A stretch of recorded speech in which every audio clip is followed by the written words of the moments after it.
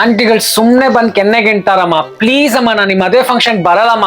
ಸುಮ್ನೆ ಗಲಾಟೆ ಮಾಡ್ಬೇಡ, ರೆಡಿ ಆಗೋ ಬೇಗ. ಮೊದ್ಲೇ ಸಖತ್ ಶೆಕೆ, ಕಸಿನ್ಸ್ ಬೇರೆ ಯಾರು ಬರ್ತಿಲ್ಲ, ಬೋರ್ ಆಗತ್ತಮ್ಮ. ಕಸಿನ್ಸ್ ಇಲ್ಲಿದ್ರೆ ಏನಂತೆ, ಅಪ್ಪ, ಮಹೇಶು, ಶೇಖರ್ ಮಾಮ ಎಲ್ರೂ ಇರ್ತಾರೆ. ಅಯ್ಯೋ ಶೇಖರ್ ಮಾಮನ ಏನಾದ್ರೂ ಮಾಡಿ ಈಗ ಎಸ್ಕೇಪ್ ಆಗ್ಲೇಬೇಕು. Flash back. ಇನ್ನೇನ ಸಮಾಚಾರ? ಮತ್ತೆ ಸಮಾಚಾರ, ಮತ್ತೆ ಬೇರೆ ಸಮಾಚಾರ. ಒಂದು ಸಾರಿ ನನ್ನ ಹಿಂಭಾಗದಲ್ಲಿ ಎಷ್ಟು ದೊಡ್ಡ ಗುಳ್ಳೆ ಆಗ್ಬಿಟ್ಟಿತ್ತು ಅಂದ್ರೆ 4 ದಿವಸ ಕೂತ್ಕೊಳ್ಳಕ್ಕೆ ಆಗ್ತಿರ್ಲಿಲ್ಲ. End of flashback. ಏನ್ ಮಾಡೋದೀಗ? ಹೊಟ್ಟೆ ನೋವು ಆಕ್ಟಿಂಗ್ ಮಾಡ್ಲೇಬೇಕು ಅನ್ಸತ್ತೆ. ಅಮ್ಮ ತುಂಬಾ ಹೊಟ್ಟೆ ನೋವ್ತಾ ಇದೆ ಅಮ್ಮ, ಆಗಲ್ಲಮ್ಮ ನನ್ಗೆ, ಪ್ಲೀಸ್.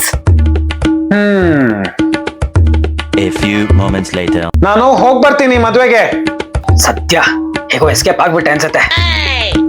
ಶೇಖರ್ ಮಾವ ನೀವಾ? ಏನೋ ಸಮಾಚಾರ? ನೀನು ಹುಷಾರಿಲ್ದಿರುವಾಗ ನೀನ್ ಒಬ್ಬನೇ ಬಿಟ್ಟು ಹೋಗಕ್ಕಾಗಲ್ವಲ್ಲ, ಅದಕ್ಕೆ ಇವನ್ ಕರ್ದೆ. ಬೇದಿ ಏನೋ, ಬಾ ಕೂತ್ಕೋ ಇಲ್ಲಿ. ನನಗೆ ಒಂದ್ಸರಿ 3 ದಿವಸ ಕಂಟಿನ್ಯೂಸ್ ಬೇದಿ ಆಗಿತ್ತು, ಡೀಟೇಲ್ ಆಗಿ ಹೇಳ್ತೀನಿ ಬಾ. ಹೇಳೋಣ ನಮ್ಮ ಪ್ರಾಬ್ಲಮ್.